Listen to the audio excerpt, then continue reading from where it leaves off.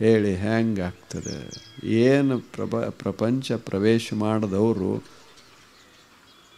ಎಲ್ಲಿಗೆ ಬಂದು ನಿಂತು ಅಂದರೆ 700 ಕೋಟಿ ಜಗತ್ತಿನ ಜನಸಂಖ್ಯೆ ಇದು. ನಮ್ಮ ದೇಶದ ಸಂಖ್ಯೆ 120 ಕೋಟಿ. ನಮಗೆ ಬೇರೆ ಲಕ್ಷಣೇ ಬರೋದಿಲ್ಲ ಅಂದ ಬಳಿಕ ಹೆಂಗಾಗ್ತದೆ ಅಂತ ಸಂತ ಜ್ಞಾನಿ ಅನುಭಾವಿ ಅಂದರೆ ಯಾರಲ್ಲ, ಸ್ವಲ್ಪ ಅದೇ ಮನೆಯಾಗಿದ್ದು ಹೊರಗೆ ಬಂದು ನೋಡಾಮ ಅಷ್ಟೇ, ಅನುಭವಿಸೋದು, ಹೊರಗೆ ಬರೋದು ಒಂದಿಷ್ಟು. ಅದೇ ಮಂದಿ, ಅದೇ ಮಕ್ಕಳು, ಅದೇ ಪತಿ, ಅದೇ ಸತಿ, ಅದೇ ರೊಕ್ಕ, ಅದೇ ಭೂಮಿ. ಸ್ವಲ್ಪ ಇರಬೇಕು, ಇರಬಾರ್ದಂತಲ್ಲಿ ಎಲ್ಲ ಇರಬೇಕು, ಮನ್ಯಾಗ ಇರಬೇಕು. ಒಂದು ತಾಸರಿ ಹೊರಗೆ ಬಂದು ದೇವನ ಜಗತ್ತನ್ನು ನೋಡಬಾರ್ದೇನು. ಹಾಗೆ ನೋಡೋರಿಗೆ ಅವರು ಮುಕ್ತರು ಅಂತ ಕರೀತಾರೆ. ನೋಡಲಾರದೆ ಬರೀ ಇದರಾಗ ಮುಳುಗದವ್ರಿಗೆ ಏನಂತೇವಿ? ಬಂಧಿತರು ಅಂತ ಕರಿತೇವೆ. ಏನು ಮನ್ಯಾಗ ಬಟ್ಟೆ ತಂದಿಟ್ಟಾನ, ಬೆಸ್ಟ್ ಬಟ್ಟೆ, ರೇಷ್ಮೆಯ ಬಟ್ಟೆ, ಅದಕ್ಕೆ ಜರತಾರಿ ಬಂಗಾರದ ಜರ ಹಾಕ್ಸಾನ, ಏನು ಮಸ್ತ್ ಮಾಡ್ಯಾನ. ಒಂದು ದಿವಸ ಸಹಿತ ಅದನ್ನು ಹಾಕ್ಕೊಂಡು ಹೊರಗೆ ಬಂದು ಕೂತಿಲ್ಲ, ಪೆಟ್ಟಿಗೆಯಾಗಿಂದ ಹೊರಗೆ ತೆಗೆದಿಲ್ಲ. ಎಲ್ಲ ಅದಾವ, ತೆಗೆದೇ ಇಲ್ಲ. ಏನು ಮಾಡೋದು ಹೇಳಿ? ಹಿಂಗಾದರೆ ಜೀವನ ಎಷ್ಟು ಕಷ್ಟದ್ದಾಗ್ತದೆ. ಇದಕ್ಕೆ ಸಂಸಾರ ಜೀವನ ಅಂತಾರೆ. ಇದಕ್ಕೆ ಏನಂತಾರೆ? ಪರಮಾರ್ಥ ಜೀವನ. ಜ್ಞಾನಿಗಳ ಜೀವನಕ್ಕೆ ಪರಮಾರ್ಥ. ಅವರಿಗೆ 4 ಕೈ ಇರ್ತಾವೇನು ಜ್ಞಾನಿಗಳಿಗೆ? ಅವ್ರಿಗೆ 4 ಕಣ್ಣುಗಳ ಸ್ಪೆಷಲ್ ಇರ್ತಾವೇನು ಹೇಳಿ? ಏನರೇ ಬೇರೆ ಏನರೇ ತಿಂತೆ ಅಮೃತ ಬರ್ತದೇನು ಆಕಾಶದಿಂದ? ನಿಮ್ಮದ ರೊಟ್ಟಿ ಅವರು ತಿನ್ನೋದು, ನಮ್ಮದ ಮಜ್ಜಿಗೆ ಅವರು ಕುಡಿಯೋದು. ಆದ್ರೆ ನಮ್ಮದು ಹಿಂಗಾಗ್ಯದ, ಅವ್ರದ್ದು ಹಂಗಾಗ್ಯದ. ಎಷ್ಟು ವ್ಯತ್ಯಾಸ ಆಗ್ಯದ. ಇನ್ನು ಅವ್ರಕ್ಕಿಂತ ನಮ್ಮದು ಮಸ್ತ್ ಇರ್ತದೆ, ಮನೆ ಇರ್ತದೆ, ಹೊಲ ಇರ್ತದೆ, ರೊಕ್ಕ ಇರ್ತದೆ, ಬೇಕಾದಷ್ಟು ತಿನ್ನಕ್ಕೆ ಅವಕಾಶ ಇರ್ತದೆ. ಹೌದಲ್ಲ ಹೇಳಿ? ಏನು 3 ವೇಳೆ ಉಂಡ್ರೇನು 5 ವೇಳೆ ಉಂಡ್ರೇನು? ನಮ್ಗೆ ಯಾರು ಕೇಳೋರು ಇರ್ತಾರೆ? ಇಷ್ಟು ಆರಾಮಿದ್ರೂ ಸಹಿತ ಅವ್ರಂಗೆ ನಮಗೆ ಇರೋಕ್ಕಾಗೋದಿಲ್ಲ. ನಮಗೆ ಸಂಸಾರಿ ಅಂತ ಕರೀತಾರೆ. ಯಾಕೆ? ನಮ್ಮದು ಸಂಸಾರದಾಗ ಮನಸ್ಸ ಮುಳುಗಿ ಹೋಗ್ಯದ ಅಷ್ಟೆ. ಅವರು ಮನಸ್ಸು ಮುಳುಗಿಸಿಲ್ಲ, ಸ್ವಚ್ಛ ಇಟ್ಟಾರಷ್ಟೇ. ಇಷ್ಟ ವ್ಯತ್ಯಾಸ. ಅವರು ಹೊರಗೆ ಬಂದು ಜಗತ್ತನ್ನು ಅನುಭವಿಸ್ತಾ ಇರ್ತಾರೆ, ನಾವು ಒಳಗೆ ಮುಳುಗಿ ಜಗತ್ತನ್ನು ಮರ್ತೇವೆ ಅಷ್ಟೆ. ಜಗತ್ತಂದ್ರೆ ದೇವ್ರದ್ದು ರೂಪ ಇದು ಅಂತ ಇಟ್ಟು ನಾವಿಷ್ಟು ಮರ್ತೇವೆ. ಅವರಿಷ್ಟು ನೋಡ್ಯಾರ, ಅರ್ತಾರ. ಅರಿತವರ ಜೀವನ, ಮರೆತವರ ಜೀವನ ವ್ಯತ್ಯಾಸ. ನಾವೇನು ಮಾಡಬೇಕಾಗಿಲ್ಲ, ಏನೇನೂ ಮಾಡಬೇಕಾಗಿಲ್ಲ, ಭಾರಿ ದೊಡ್ಡ ತಪಸ್ಸನ್ನು ಆಚರಿಸಬೇಕು ಅಂತ ಆ ಕಾಲ ಹೋಯಿತು. ಈಗ ಏನು ಮಾಡಬೇಕಾಗಿಲ್ಲ, ಸುಮ್ಮನೆ ಹೊರಗೆ ಬಂದು ನೋಡೋದಷ್ಟೇ. ಇದು ಜಗತ್ತು, ಪರಮಾತ್ಮನದು ಅದ್ಭುತವಾದ ಜಗತ್ತಂತ ಕಣ್ತುಂಬ ನೋಡೋದು, ಅದರಾಗ ಮುಳುಗೋದು ಅಷ್ಟೆ. ಅದಕ್ಕೆ ಜ್ಞಾನ ಜೀವನ, ಪರಮಾರ್ಥ ಜೀವನ ಅಂತ ಕರೆಯೋದು. ಅದಕ್ಕೆ ಯಾಕೆ ಆಗ್ತಾ ಇಲ್ಲ ಹಾಗೆ ಅಂದರೆ, ನಮಗೆ ಮೊದಲನೇದ್ದು ಹೊರಗೆ ಹಿಂಗದ ಅಂತ ಗೊತ್ತಿಲ್ಲ. ಎಷ್ಟೋ ಸಲ ಗೊತ್ತು ಇದ್ದರೂ ಸಹಿತ ಆ ಕಡೆ ಒಲವಿಲ್ಲ. ಅದು ಸ್ವಲ್ಪ ಒಲವಿದ್ರೂ ಸಹಿತ ಪ್ರಪಂಚದಾಗ ಇಷ್ಟು ಮುಳುಗ್ಯಾವಲ್ಲ, ಅದು ನಮಗೆ ಹೊರಗೆ ಬಿಡಂಗಿಲ್ಲ. ಮತ್ತೇನದ? ಎಲ್ಲರೂ ಗೊತ್ತಿದ್ದವರು ನಾವು ಇಲ್ಲೇ ಅದೇವಿ, ಗೊತ್ತಿಲ್ಲದವರು ನಾವು ಇಲ್ಲೇ ಅದೇವಿ. ಯಾಕೆ? ಈ ವಸ್ತುಗಳು ಏನು ಆಕರ್ಷಣೆಯ ಇದಲ್ಲ ವಲಯ, ಅದರಾಗ ನಾವು ಸಿಕ್ಕೊಂಡೇವಿ. ಏನೋ ಒಂದು ಕತೆ ಹೇಳ್ತಾರೆ ಭಾಳ ಚಲೋ. ಮತ್ತು ಕಥೆ ಅಂದರೆ ಖರೆ ಅಂತ ತಿಳ್ಕೋಬಾರ್ದು. ಕಥೆ ಅಂದರೆ ಕಥೆನೇ ಅಷ್ಟೇ, ಆದರೆ ಬಹಳ ಬಹಳ ಚೆನ್ನಾಗಿರ್ತದೆ. ಒಂದು ಸಣ್ಣ ಕಥೆ ಹೇಳ್ತಾರೆ. ಭರ್ತೃಹರಿ ಅಂತ ಒಬ್ಬರು ಮಹಾನುಭಾವರಾಗಿ ಹೋದರು. ಅವರು ರಾಜರು, ಎಲ್ಲವನ್ನ ತ್ಯಾಗ ಮಾಡಿ ಹೊರಟು ಹೋದವರು. ಅವರೊಂದು ಸಣ್ಣ ಕಥೆ ಹೇಳ್ತಾರೆ, ಭಾಳ ಚಲೋ ಕಥೆ ಹೇಳ್ತಾರೆ. ನಾವು ಹೆಂಗೆ ಮುಳುಗೇವಿ, ಎಷ್ಟು ಮುಳುಗೇವಿ. ಕೃಮಿ ಕುಲಚಿತಂ ಅವ್ರು ಹೇಳೋದು, ಲಾಲ ಕ್ಲಿನ್ನಂ ವಿಗಂಧಿ ಜುಗುಪ್ಸಿತಂ ನಿರೂಪಂ ಅರಸಂ ನಿರೂಪಮರಸಂ. ಎಷ್ಟು ಮಜಾ ಹೇಳ್ತಾರೆ. ನರಾಸ್ತಿ ನಿರಾಮಿಷಂ ಸುರಪತಿಮಪಿ ಪಾರ್ಶ್ವಸ್ಥಂ ಶ್ವಾ ವಿಲೋಕ್ಯ ನ ಶಂಕತೆ.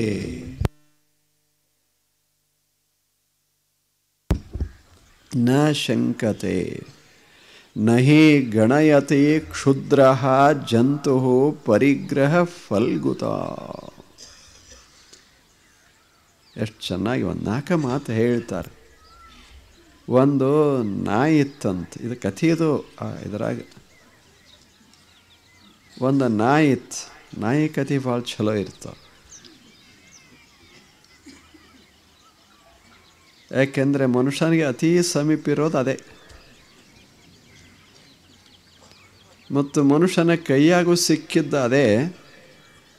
ಅದನ್ನು ಬಿಟ್ಟಿರಲಾರ್ದಂಗೆ ಮನುಷ್ಯ ಇವನು ಬಿಟ್ಟಿರಲಾರ್ದಂಗೆ ಅದು. ಮೊದಲ ಇನ್ನು ಹೊರಗಡೆ ಇರ್ತಿತ್ತು, ಈಗ ಹಂಗಿಲ್ಲ. ಒಳಗೆ ಬೆಂಗಳೂರಿಗೆ ಹೋಗ್ರಿ ನೀವು, ಹೆಂಗದ ಹೊರಗೆ ಇಲ್ಲವು. ಅವುಗಳನ್ನು ರಕ್ಷಿಸಬೇಕಾಗ್ತದೆ. ಅವು ಥರ ಹಿಡ್ಕೊಂಡೇ ಬರಬೇಕು. ಹಾಗೆ ಅಲ್ಲಿ ನೋಡ್ತಾರೆ. ಇಷ್ಟೊತ್ತಿಗೆ ಈ ಬೆಳಗಿನ ವೇಳೆಗೆ ನೀವು ಬೆಂಗಳೂರಾಗ ಹೋಗ್ರಿ, ಎಲ್ಲರೂ ಅವರೇ. ಒಂದು ನಾಯಿ ಇವ್ರ ಹಿಂದೆ ಬೆನ್ನು ಹತ್ತಿರ್ತಾರೆ, ಒಂದು ಹಗ್ಗ ಕಟ್ಟಿರ್ತಾರೆ, ಅದರ ಕಾವಲಿಗೆ ಹೊಂಟಿರ್ತಾರೆ. ನೀವು ಆಕಳ ಕಾಯಕ್ಕೆ ಹೋಗ್ತಿರ್ತಾರೆ,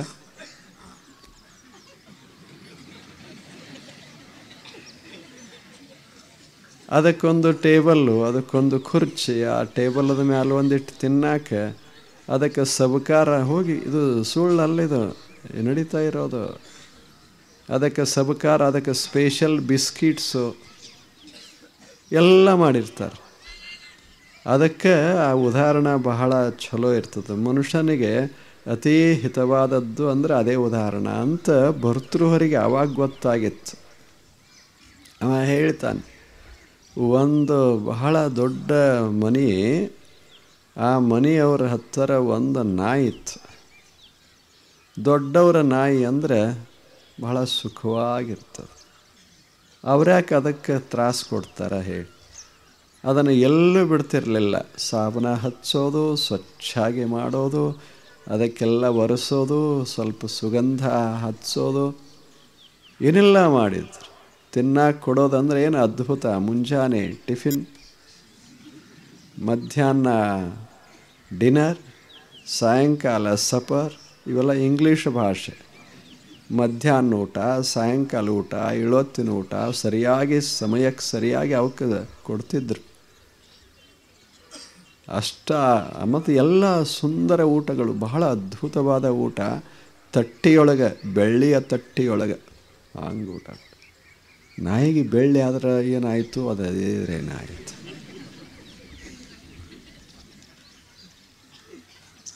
ನಮ್ಮ ನಾಯಿ ಬೆಳ್ಳಿಯೊಳಗೆ ತಿಂತದಂದ್ರೆ ಏನಾಗ್ತದೆ. ಹಂಗೆ ಮಾಡ್ತಿದ್ರು. ಅದಕ್ಕೊಂದು ಮನೆ ಕಟ್ಟಿದ್ರು, ಗೊತ್ತದ ನೋಡಿದ್ರೆ. ನಾವು ಸಣ್ಣದೊಂದು ಮನೆ ಕಟ್ಟಿರ್ತಾರೆ, ಚಲೋ ಮನೆ. ಅದಕ್ಕೆ ನಾಯಿ ಮನೆ ಅಂತ, ಅದು ಬಹಳ ಮಹತ್ವದ್ದು. ಅದು ಇದ್ದರೆ ಮನೆಗೆ ಶೋಭೆ ಅಂತ ಅದನ್ನು ಹೊರಗಿಟ್ಟಿರ್ತಾರೆ. ಅದು ಸಾಯಂಕಾಲ ಆಯಿತು ಅಂದ್ರೆ ಅದನ್ನು ಒಳಗೆ ಹಾಕಿ ಕೀಲಿ ಹಾಕ್ತಾರೆ. ಅದಕ್ಕೆ ತ್ರಾಸಾಗಬಾರದು ಅಂತ. ಎಷ್ಟು ಸ್ವಾತಂತ್ರ್ಯ ಹಗಲಿಲ್ಲ. ಹಗಲು ಅದನ್ನು ಬಿಟ್ಟರು ಅಂದ್ರೆ ಅದು ಟೇಬಲ್ಗೆ ಊರಾಗ ಮನೆಯೊಳಗೆಲ್ಲ ಓಡಾಡಿಕೊಂಡಿರ್ತದೆ. ಇಷ್ಟು ಸುಖವಾಗಿರುವಂಥ ಒಂದು ನಾಯಿ ಅಕಸ್ಮಾತ್ ದಾರಿ ತಪ್ಪಿ ಊರ ಹೊರಗೆ ಹೋಯ್ತು. ಮಾಲೀಕನ ಕಣ್ಣು ತಪ್ಪಿಸಿ ಊರು ಹೊರಗೋಯ್ತು. ಹೀಗೆ ತಿರುಗಾಡ್ಕೋತ ಅದಕ್ಕೆ ಮುಜ ಅನ್ಸಕ್ಕೆ ಶುರು ಆಯಿತು. ಗೊತ್ತಿರಲಿಲ್ಲ ಅದಕ್ಕೆ ಊರು ಹೊರಗೆ ಒಂದು ಏನ್ರಿ ಅದ ಅಂತ. ಅಲ್ಲಿ ತಕ್ಕ ಅದಕ್ಕೆ ಏನೂ ಗೊತ್ತಿರಲಿಲ್ಲ. ಹೋಗಿ ನೋಡ್ತು, ಬಹಳ ದೊಡ್ಡ ಜಗತ್ತು. ಅಲ್ಲಿ ಉಳಿದ ನಾಯಿಗಳಿದ್ದು ಅಲ್ಲ, ಅವು ಒಂದೊಂದು ಹಿಡ್ಕೊಂಡು ಹೊಂಟಿದ್ದು. ಗೊತ್ತಾತಲ್ಲ. ಇದಕ್ಕೆ ಒಳ್ಳೆ ಕುತೂಹಲ ತಯಾರಾಯ್ತು. ಇದು ಒಂದು ಹುಡುಕ್ಯಾಡಿ ಬಹಳ ದೂರ ಸ್ಮಶಾನದಾಗ ಹೋಗಿ ಅಲ್ಲಿ ಒಂದು ಬಿದ್ದಿತ್ತು. ಅದಕ್ಕೆಲ್ಲ ಹುಳ ಹತ್ತಿತ್ತು. ಕೃಮಿಕುಲ ಚಿತಂ. ಅದು ಹುಳ ಹತ್ತಿ ಮೆತ್ತಿ ಹೋಗಿತ್ತು. ಅದನ್ನು ನೋಡ್ತು. ಅದಕ್ಕೆ ಎಲ್ಲ ಮರೆತು ಹೋಯ್ತು. ಅದನ್ನು ನೋಡಿದ ಕ್ಷಣವೇ ಹೋಳಿಗೆ ಊಟ ಮಾಡಿದ್ದು ಹೋಯಿತು, ಹುಗ್ಗಿ ಮಾಡಿದ್ದು ಹೋಯಿತು, ತುಪ್ಪ ತಿಂದಿದ್ದು ಹೋಯಿತು, ಆ ಮನಿ ಹೋಯಿತು, ಎಲ್ಲ ಹೋಯಿತು. ಅದೇನು ಬಾಯಿಯೊಳಗೆ ಸಿಕ್ತಲ್ಲ ಕೂತು. ಕೃಮಿಕುಲ ಚಿತಂ ಲಾಲಾಕ್ಲಿನ್ನಂ. ಅದಕ್ಕೆಲ್ಲ ತಂದ ಲಾಲಾರಸ ಹತ್ತಿತ್ತು. ಅದ್ರಾಗೇನಿರಲಿಲ್ಲ, ಹತ್ತಿತ್ತು. ವಿಗಂಧೇ ಜುಗಪ್ಸಿತಂ. ಕೆಟ್ಟು ಹೊಲಸು ವಾಸನ ಬರ್ತಿತ್ತು. ಇದಕ್ಕರೆ ಸೆಂಟ್ ಹಚ್ಚಿದ್ರು ಮನ್ಯಾಗ. ಈಗ ಅದೆಲ್ಲ ಹೋಗಿ ಈ ಸುವಾಸನೆ ಶುರುವಾಯಿತು. ನಿರೂಪಂ. ನೋಡಿದ್ರೆ ಜಿಗುಪ್ಸೆ ಬರಬೇಕು, ಅಷ್ಟು ಕೆಟ್ಟಿತ್ತದು ರೂಪ. ಅರಸಂ. ರಸನೇ ಇರಲಿಲ್ಲ. ನರಾಸ್ತೆ ನಿರಾಮಿಷಂ. ಅದಕ್ಕೆ ಏನೇನು ತಿನ್ನುವಂಥದ್ದು ಹತ್ತಿರಲೇ ಇಲ್ಲ. ಇಷ್ಟು ಕೆಟ್ಟ ಹೊಲಸ. ಅದನ್ನು ಹಿಡಿದಾಗ ಅದಕ್ಕೆ ಹಿಂಗೆ ಅನ್ನಿಸ್ತಲ್ಲ, ಮುಗೀತು, ಜೀವನ ಸಾರ್ಥಕ ಆಯಿತು.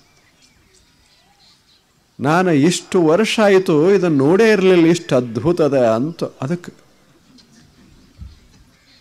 ನಮ್ಮ ಮಾಲೀಕರಿಗೆ ಗೊತ್ತೇ ಇರಲಿಲ್ಲ.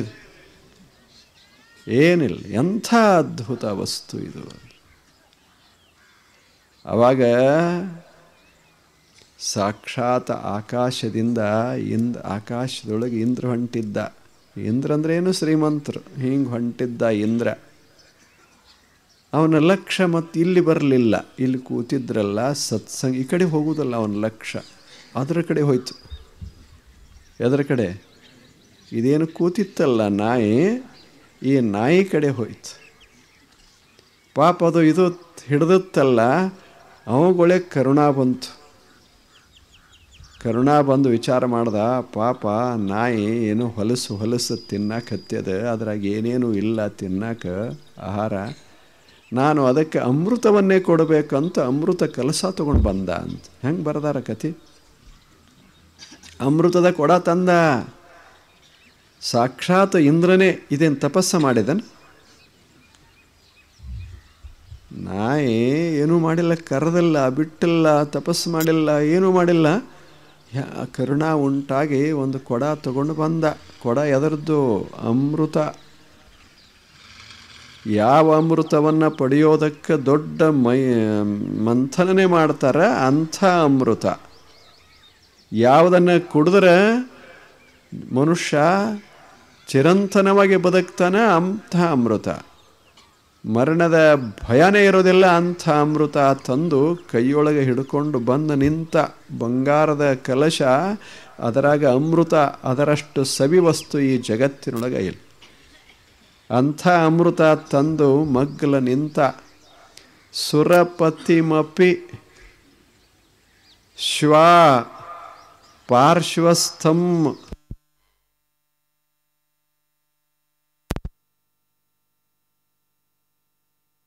ಹಣಿಕ್ಯಾಕೆ ಸಹಿತ ನೋಡಲಿಲ್ಲ ಅಂತ. ಮಗ್ಗಲು ಯಾರೇ ಬಂದಾರ ಇದನ್ನರ ನೋಡಬಾರ್ದು. ಸಾಕ್ಷಾತ್ ಇಂದ್ರ ಬಂದು ಕಲಶ ಹಿಡ್ಕೊಂಡು ಕೊಡ ಹಿಡ್ಕೊಂಡು ನಿಂತ್ರೆ ನಾಯಿ ಹಣಿಕೆ ಹಾಕಲಿಲ್ಲ ಅಂತ. ಏನು ಬರದಾನ? ದೊಡ್ಡ ಸಂತ ಭರ್ತೃಹರಿ ಅಂದರೆ ಬಹಳ ದೊಡ್ಡ ಮಹಾತ್ಮ. ಪಾರ್ಶ್ವಸ್ಥಂ ವಿಲೋಕ್ಯ ನ ಶಂಕತೆ. ಸುರಪತಿಮಪೇಶ್ವ.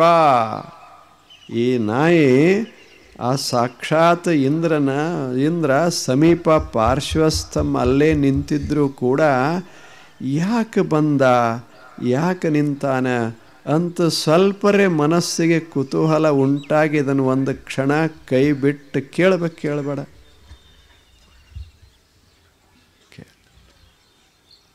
ನ ಶಂಕತೆ, ಅದಕ್ಕೆ ತಾನು ಮಾಡೋದು ಸರಿಯೇ ತಪ್ಪಿ ಅನ್ನೋ ಶಂಕನೇ ಬರಲಿಲ್ಲ. ಅಲ್ಲಿಂದ ಇಂದ್ರ ವಿನಂತಿ ಮಾಡಿದ. ವಿನಂತಿ ಯಾರಿಗೆ? ವಿನಂತಿ ಮಾಡಿದ, ಅದನ್ನು ಬಿಡು, ಇದನ್ನು ತಗೋ ಅಂತ.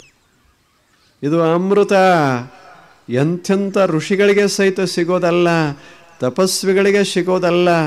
ಅಂಥ ಅಮೃತವನ್ನು ನಾಯಿಯೇ ನಿನಗಾಗಿ ತಂದಿದ್ದೇನೆ, ನಿನ್ನ ಮ್ಯಾಲ ನನಗೆ ದಯಾ ಅಷ್ಟು ಅಂದ. ಅದು ಅಲಗಾಡ್ಲಿಲ್ಲ, ಏನು ಹಿಡಿದುತ್ತೋ ಅಲಗಾಡ್ಲಿಲ್ಲ. ಆ ದುರ್ವಾಸನ ಅದ ಮುಳುಗಿ ಹೋಗಿತ್ತು. ಆ ಹುಳಗಳು ಮೆತ್ತಿದ್ದು ಅಲ್ಲ, ಅದನ್ನು ಹಿಡಿದು ಕೂತಿತ್ತು. ಅದು ನೋಡ್ತೀವನ ಕಡೆ ನೋಡಿ ಹೇಳುತ್ತು, ಇದನ್ನು ಕೊಡೋದಿಲ್ಲ ಅಂತ. ನೀ ಅದನ್ನು ಕೊಟ್ಟು ಇದನ್ನು ತಗೊಳಕ್ಕೆ ಬಂದಿದ್ದೋ.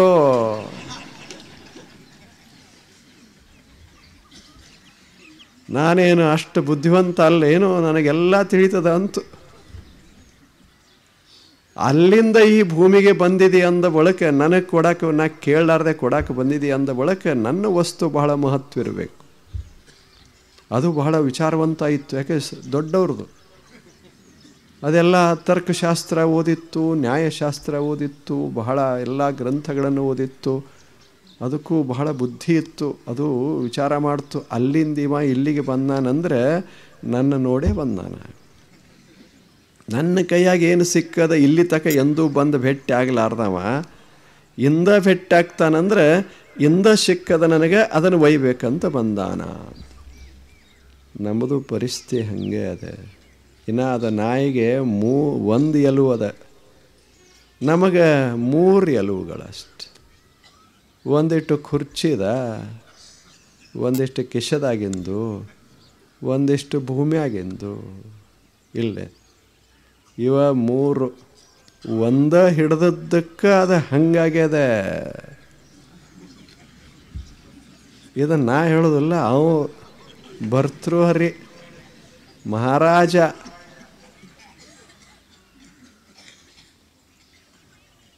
ಇಂದ್ರ ಬಂದ್ರೇನು, ಚಂದ್ರ ಬಂದ್ರೇನು, ಯಾವ ಬುದ್ಧ ಬಂದರೂ ಅಷ್ಟದ, ಮಹಾವೀರ ಬಂದರೂ ಅಷ್ಟದ, ಅಲ್ಲಮ ಬಂದರೂ ಅಷ್ಟದ, ಜ್ಞಾನೇಶ್ವರಿ ಬಂದರೂ ಅಷ್ಟದ.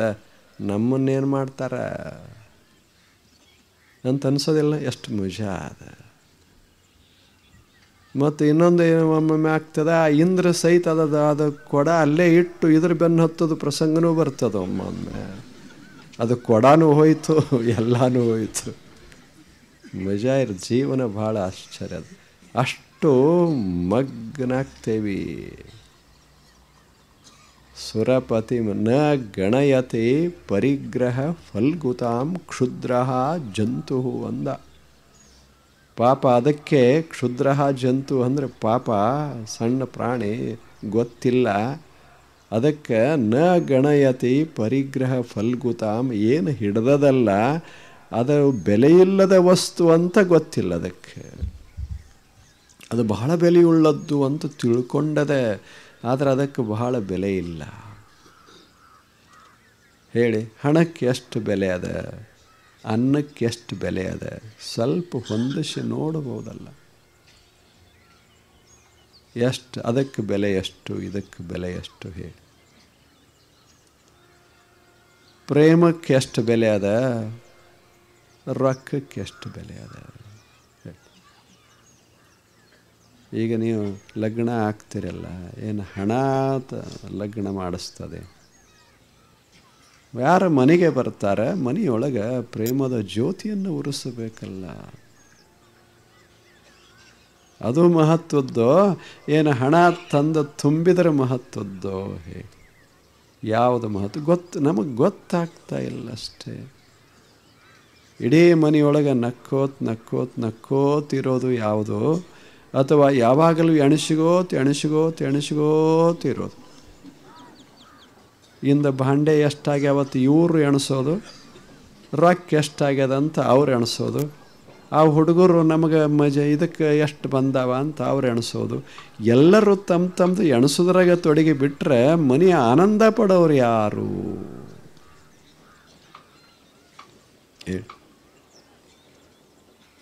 ಅಡುಗೆ ಮನೆಯಾಗಿದ್ದವರು ಎಣಿಸೋರೆ ಇಲ್ಲೇನು? ನಮ್ಮ ಮನೆಯಾಗಿನ ತಾಟೆಷ್ಟು, ಅವ್ರ ಮನೆಯಾಗಿನ ತಾಟೆಷ್ಟು. ಅದೇನು ಯಾರಿಗೆ ಕೊಡಲಿಲ್ಲ, ಉಣಿಸ್ಲಿಲ್ಲ, ಯಾರನ್ನೂ ಕರೀಲಿಲ್ಲ, ಕರೆದ್ರಲ್ಲ ತಾಟ ತೆಗಿಯೋದು. ಬರೀ ಎಣಿಸೋದು ಇಡೋದು.